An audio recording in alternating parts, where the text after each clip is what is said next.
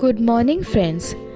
শিরডিতে শুরু হওয়া আমার আরও একটা সুন্দর সকালে সবাইকে জানাই অনেক শুভেচ্ছা আর ওম সাইরাম। আজকের সকালটা বেশ তাড়াহুড়োর সাথেই শুরু হয়েছিল, কারণ আজ আমরা যাব শনি সিগনাপুর, ইন্ডিয়ার সবচেয়ে বৃহত্তম শনি দেবের আইডল দর্শন করার জন্য। তাই আজ আমরা সকলেই তাড়াতাড়ি উঠে ফ্রেশ হয়ে নিয়েছি এবং সকালবেলার চাটাও খেয়ে নিয়েছি। এবার আমরা রাস্তায় বেরিয়ে ব্রেকফাস্ট সারবো। তার আগে জামা কাপড় মেলতে একটু ছাদে এসেছিলাম, আর ছাদটা কেমন আর এখান থেকে বাবার মন্দিরটা সুন্দরভাবে দেখা যাচ্ছিল সেটাই তোমাদের সাথে শেয়ার করে নিলাম। আরেকটা জিনিস কি জানো, এখানে এসে দেখলাম এখানে সকাল 7:30টার আগে মোটামুটি ভোরের আলো ফোটে না, আর সন্ধে 7:30টার আগে এখানে বিকেল হয় না। কিছুক্ষণের মধ্যেই আমাদের আগে থেকে বুক করা গাড়ির ড্রাইভার দাদা চলে আসে এবং আমরা রওনা দিই। এখানকার যে লোকাল সবজি মার্কেট, এর ওপর দিয়েই আমরা রওনা দিচ্ছি শনি সিগনাপুরের উদ্দেশ্যে। শিরডি থেকে শনি সিগনাপুরের ডিস্টেন্স প্রায় 72 কিলোমিটার্স মতো, আর আমাদের যেতে প্রায় সময় লেগেছিল 1.5 ঘন্টার একটু বেশি। আজকে সকাল সকাল তাড়াতাড়ি শিরডি থেকে রওনা হওয়ার জন্য আজকে সকালবেলা আর বাবার দর্শন করতে পারিনি, কিন্তু আমরা আজকে সবাই মিলে পুজো দেব ওই বড় বাবার মন্দিরে। আজকের দিনটা ছিল শনিবার, তাই আমাদের হোটেলের দাদা আর ড্রাইভার দাদা দুজনেই বলছিল আজকে নাকি রাশটা একটু বেশি থাকবে। কিন্তু বড় বাবার মন্দিরে এসে বড় বাবার পুজো দেব, তার মধ্যে আবার ইন্ডিয়ার বিগেস্ট বড় বাবার মন্দির, আজকের দিনটাই আমরা তাই বেছে নিয়েছিলাম। শিরডি থেকে রওনা দেওয়ার কিছুক্ষণ বাদেই আমাদের ড্রাইভার দাদা আমাদের এই সাই সমাধান বলে রোড সাইড ধাবাতে দাঁড় করিয়ে দেয় এবং বলে এখানেই আমাদের আজকে ব্রেকফাস্টটা সেরে নিতে। আর তোমাদের তো বলেইছি এখানকার মন্দির চত্বরের বেশিরভাগ রেস্টুরেন্টই পিওর ভেজ। আর আমরা এখানে এসে অর্ডার করে নিয়েছিলাম মহারাষ্ট্রিয়ান স্পেশাল পাওভাজি আর তার সাথে আলু পরোটা। আলু পরোটা আর পাওভাজি দুটোর টেস্টই খুবই ভালো ছিল। এখানে এসে খাওয়া নিয়ে আমরা একটাই সমস্যাতে পড়েছিলাম, এখানে বাঙালি রেস্টুরেন্ট মানে ডাল ভাত তরকারি এরকম কোনো থালি সিস্টেম রেস্টুরেন্ট আমরা একটাও পাইনি। তাই যতদিন ছিলাম ওই আলু পরোটা তন্দুরি নান এইসব খেয়েই আমাদের মোটামুটি কাটাতে হয়েছিল। এইগুলো খেতে যাদের ভালো লাগে তাদের জন্য ওয়েল অ্যান্ড গুড, কিন্তু 3-4 দিন ভাত ছেড়ে থাকা আমার পক্ষে একটু ইম্পসিবল বলে তাই আমার আর আমার মায়ের একটু অসুবিধা হয়েছিল। আর এখানে এসেই আমরা প্রথমে ডালা কিনে নিয়েছিলাম। অ্যাকচুয়ালি আমাদের ড্রাইভার দাদা যেই দোকানে নিয়ে এসেছিল সেই দোকানেই আমরা ডালাটা কিনে নিয়েছিলাম। কিন্তু এখানেই তোমাদের জন্য আমার রইল সবচেয়ে বড় সতর্কবার্তা। জায়গাটা যেহেতু ছিল বড় বাবার মন্দির আর বড় বাবাকে প্রায় আমরা কম বেশি ভয় পেয়ে থাকি, তাই এখানকার দোকানদার এবং মানুষজন কিন্তু তোমাদের বিভিন্ন রকমের জিনিস দেখিয়ে ভয় দেখাবার চেষ্টা করবে। মানে যেরকম ধরো বলবে এই 500 টাকার ডালাটা নিয়ে নিন বা 1000 টাকার এই জিনিসগুলো নিয়ে নিন, যাতে করে আপনার গ্রহদোষ কেটে যাবে বা শনির 7.5 কেটে যাবে এইসব। কিন্তু বেসিক্যালি বাবার কাছে গিয়ে কোনোটাই আমরা চড়াতে পারবো না বা ছোঁয়াতে পারবো না, তাই জন্য আগে থেকে টাকা ইনভেস্ট করে এইসব কেনার থেকে একটু সতর্ক হয়ে যাওয়াই ভালো। আর হ্যাঁ, মোস্ট ইম্পর্টেন্ট থিং, বড় বাবার এই মন্দিরে কিন্তু কোনো লক সিস্টেম জিনিস পড়তে পারবে না। যেরকম ধরো ঘড়ির ব্যান্ড তো আমাদের লক করা থাকে, আমাদের বেল্ট সেটাও লক সিস্টেম থাকে, তাই এই কোনো জিনিসই বড় বাবার মন্দিরে অ্যালাউ নয়।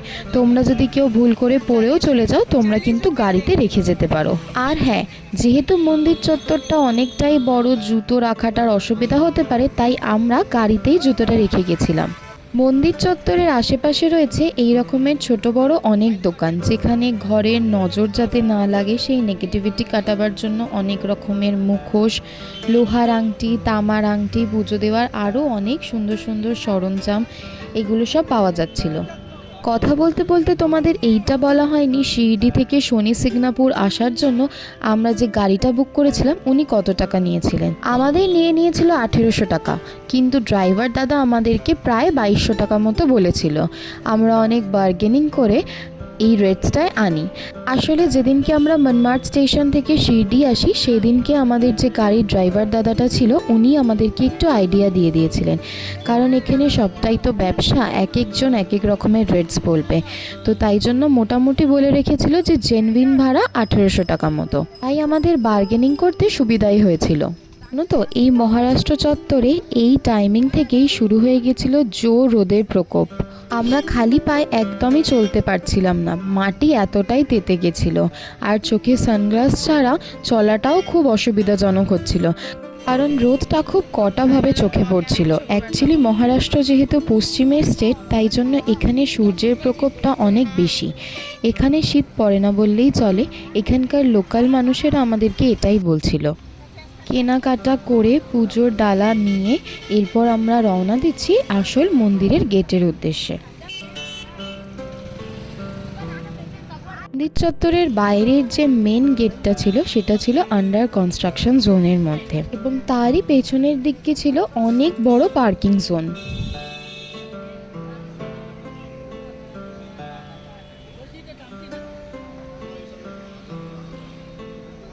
এবার তোমাদের সাথে শেয়ার করে নিই এই মন্দিরের কি কি রুলস আর রেগুলেশন আমরা ফেস করেছিলাম। এই মন্দিরে ছিল ক্যামেরা আর ফোনের অবাধ বিচরণ, তাই জন্য আমাদের ফোন আর ক্যামেরা কোনোটাই রেখে আসতে হয়নি। ফোন ক্যামেরা নিয়ে আমরা সুন্দরভাবেই মন্দিরের ভেতর এন্ট্রি করতে পেরেছিলাম। এবার এখানেও আছে দু রকমের লাইন, একটা হচ্ছে জেনারেল লাইন আর একটা হচ্ছে ভিআইপি লাইন। ভিআইপি লাইনে পার হেড 500 করে রুপিস দিতে হচ্ছে, যারা গিয়ে ডিরেক্টলি বাবার মন্দিরে তেল চড়াতে পারবে। আর নর্মাল লাইনের সাইডে করা রয়েছিল একটা বক্স মতো, আর যার ওপরে নেট বেছানো ছিল তার ওপরেই আমাদেরকে তেলটা ঢেলে দেওয়া হচ্ছিল, এবং সেটা একটা পাইপের মাধ্যমে গিয়ে ডিরেক্ট বাবার মাথায় পড়ছিল। তো আমরা 500-এর লাইনে যাইনি, আমরা জেনারেল লাইনে দাঁড়িয়ে সুন্দরভাবে বাবার দর্শন করি এবং তেল চড়াই। শিরডি সাই বাবার মন্দিরের মতোই এই মন্দিরের ভেতরের চত্বরটাও ছিল অনেকটাই বড়। এক পাশে ছিল একটা সুন্দর লেক, তার ওপরে ছিল নবগ্রহর মন্দির, আর এক পাশ দিয়ে চলে যাচ্ছিল একটা লাইন বা এরিয়া বলতে পারো, যার মাথাটা পুরোটাই কভার করা, আর এই এরিয়ার মধ্যে গিয়ে সোজা গিয়েই বাবার মন্দির। আর এই দেখো, এখানে একটা জলের ব্যবস্থা ছিল, যারা পা ধুয়ে আসতে পারেনি বা কিছু, তারা এখানে সবাই পাটা ধুয়ে নিচ্ছিল। আমরাও একটু পাটা ধুয়ে নিলাম এবং তারপর ধীরে ধীরে আমরা এগিয়ে যাচ্ছি। আর এগিয়ে যেতে যেতে তোমাদেরকে একটা গল্প বলি, যেটা আমাদের ড্রাইভার দাদা রাস্তায় আস্তে আস্তে বলেছিল। এই সিগনাপুর হলো একটা গ্রাম, আর এই গ্রামটা এমনই গ্রাম, এখানে কোনোদিনও কোনো চুরি ডাকাতি কিছুই হয়নি। এখানকার প্রত্যেকটা বাড়ি বা দোকান বলো, সবটাই সবসময় ওপেন থাকে। তা সত্ত্বেও এখানে কোনোদিনও কোনো চুরি কোনো ডাকাতি হয়নি। এখানকার মানুষেরা মনে করেন স্বয়ং বড় বাবা তাদের মন্দির, বাড়ি আর দোকান সবই পাহারা দিচ্ছে, তাই এখানে কখনো চুরি হওয়া সম্ভবই নয়। আই গেস তোমরা হয়তো একটু একটু বুঝতে পারছো মন্দির চত্বরটা ঠিক কতটা বড় ছিল। তাই দুখানা বড় বড় গেট পেরিয়েও আমরা এখনো বাবার কাছে পৌঁছাতে পারিনি। খানিক এগোতেই এখানে একটা ত্রিশূল মতো করা ছিল, যেখানে সবাই যে ঝুড়িতে বট পাতা ছিল, এছাড়া কালো একটা কাপড় ছিল, নারকেল ছিল, ফুল ছিল, এই সমস্ত কিছু ওখানেই দিয়ে দিচ্ছিল। শুধু তেল আর কালো তিলটা নিয়ে আমরা ধীরে ধীরে বাবার দিকে এগিয়ে যাচ্ছিলাম। এখানে সবার আগে আমি পুজো করে নিয়েছিলাম, তারপর একে একে শুক্তি দিয়ে তৃপ্তি দিয়ে পুজো করে নেওয়ার পর আমরা একসাথেই সবসময় লাইনটা ধরে রাখার চেষ্টা করেছি। এই ট্রিপটা এসে আমি আরেকটা যে সমস্যা ফেস করেছি সেটা হচ্ছে এখানকার মানুষজন। এমনি এনাদের ব্যবহার সত্যিই খুব ভালো, ল্যাঙ্গুয়েজের একটু তো প্রবলেম ছিলই, আর এছাড়া যেটা ছিল এখানকার মানুষের মধ্যে খুবই একটা তাড়াহুড়ো ছিল। তারা না লাইন মানত না কিছু, সব সময় ছুটে দৌড়িয়ে চলে যাওয়ার একটা টেন্ডেন্সি ছিল। তো সেক্ষেত্রে হারিয়ে যাওয়ার একটা ভয় তো থেকেই যায়, তাই আমরা সব সময় চেষ্টা করতাম চারজন যেন পরপর থাকি, তাতে যদি আগের মানুষকে একটু ছেড়েও দিতে হয় আমরা যেন 5 মিনিট বাদে হলেও দিতে পারি, কিন্তু একসাথেই থাকি, এই রকমই আমরা চেষ্টা করেছিলাম। এখান থেকে লাইন দুটো ভাগে ভাগ হয়ে গেছে। ওই দিকের যে লাইনটা দেখছো যেখানে একটু ভিড় মতো রয়েছে, সেই দিকটা ছিল 500 রুপিস দিয়ে, যেটা তোমাদেরকে বললাম ডিরেক্ট উপরে গিয়ে বাবার মাথায় নিজের হাতেই তেল চড়ানো যাচ্ছে। আর আমরা যে লাইনটা দিয়ে যাচ্ছিলাম ওটা হচ্ছে জেনারেল লাইন। এই লাইনগুলোতে ভিড় থাকলেও যেহেতু রানিং ছিল আমাদের খুব একটা অসুবিধা হয়নি।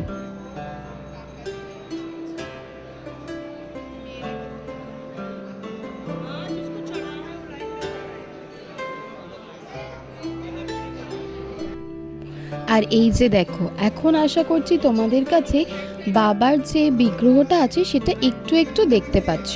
আর এই যে এখানে একটা টানেল মতো করা রয়েছে, এরই মধ্যেখানে আমরা তেলগুলো দিয়ে দিচ্ছিলাম। আর এটা একটা পাইপের মধ্যে দিয়ে বাবার মূর্তির ওপরে দেখো একটা পেতলের ঘট মতো করা রয়েছে, ওই ঘটের মাধ্যমে ডিরেক্ট বাবার মাথায় গিয়ে পড়ছিল। বাবার মাথায় তেল ছড়িয়ে ওখানে বাবার কয়েকটা ছবি তুলে ওই যে বড় কলসি মতো দেখছো ওখানে আমরা দক্ষিণা দিয়ে এবার আমরা মন্দির থেকে বেরিয়ে যাব। মন্দিরের সামনে যে পার্কিং জোনটা দেখলে ওখান থেকেই আমাদের ড্রাইভার দাদা আমাদের পিক আপ করে নিয়েছিল। আর আমাদের তেষ্টায় গলা শুকিয়ে যাচ্ছিল। আমাদের কলকাতায় এখানে এপ্রিল মাসে যে গরমটা থাকে, জানুয়ারিতে আমরা গিয়ে সেই রকম গরম ওখানে ফেস করি। আমাদের কষ্ট হচ্ছে দেখে আমাদের ড্রাইভার দাদা বলে যে আপনাদের এবার এমন একটা জায়গায় নিয়ে যাব যাতে আপনাদের গরমও কমে যাবে আর তেষ্টাটাও খুব সুন্দরভাবেই উপশম হবে। তারপর আমাদের ড্রাইভার দাদা নিয়ে আসে রাস্তার ধারে এই অদ্ভুত জায়গাটার। এই জায়গাটা বেশ ধাবা মতো করা রয়েছে, খাটিয়া পাতা রয়েছে, চারপাশে দোলনাও দেয়া রয়েছে, বল বেলুনস এইসব দিয়ে সাজানো। আর এখানে এসে দেখি সবচেয়ে অদ্ভুত জিনিসটা, এখানে গরুর মাধ্যমে আখ পেশাই করে তার থেকে রস বের করে সমস্ত যাত্রীদের এখানে আখের রস খাওয়ানো হচ্ছিল। অ্যাকচুয়ালি মহারাষ্ট্র তো আখের জন্য ফেমাসই, এখানে চারদিকেই প্রচুর আখের ক্ষেত রয়েছে, তাই জন্য এরা আখের ক্ষেত থেকে আখ তুলে ডিরেক্টলি গরুর মাধ্যমে সেটাকে পেশাই করে এরকমভাবে আমাদেরকে আখের রস দিচ্ছিল। আর সত্যি কথা বলতে সেই সময় এই আখের রসটা বিট নুন, লেবু আর চাট মশলা দিয়ে খেতে জাস্ট অমৃত লাগছিল। আর দামটাও ছিল রিজনেবল। আমরা যে গ্লাসটা খাচ্ছিলাম ওটা 30 টাকার গ্লাস ছিল, প্রায় 2-3 গ্লাস করে আমরা এক একজন খেয়ে নিয়েছিলাম। এরপর খানিকক্ষণ ফটোশ্যুট করে দোলনায় দোল খেয়ে আমরা আজকের দিনটাকে শেষ করলাম। এবার আমরা শিরডিতে রওনা দেব আর তারপরে গিয়ে সবার আগে করব বাবার দর্শন, কারণ বাবাকে আজ সকাল থেকে না দেখতে পেয়ে মনটা সত্যিই ছটফট করছিল।